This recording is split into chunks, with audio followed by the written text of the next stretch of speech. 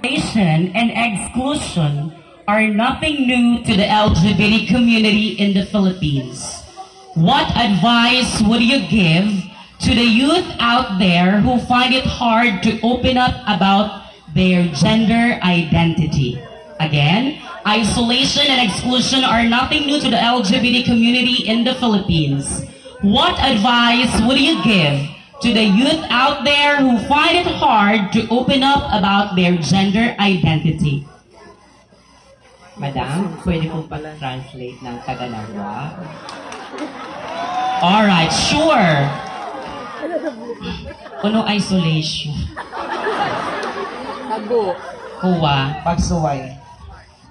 Ipinagsusuway ko no saka sa iniitsapwera ang mga bakla or part of the LGBT community sa Pilipinas. Okay? Nga. Ayan. Nga. Candidate na... Paano mo? Sabihin. Candidate number 1. Uno, a-advise na maitatao mo sa usad na kabataan na nadidipisilan na ipabayad kung uno talaga ya. Uno a gender talaga niya. Uno mo kanya mai-advise.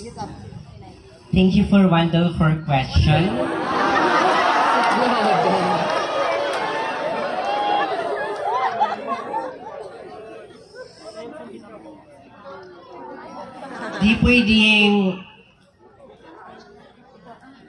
Di pwedeng itsapwera ng mga baklata. Ako kaya kita, ang mga kabaklaan, ako na po sa diring flag. Pwedeng erase a flag, Gay Society of Nabwa. Tapos, kanto kaya naranasan ko yan na itsapwera manaw ka mga minatawo. Pero, kinukusugan ko lang ang buot ko. Ako talaga, di.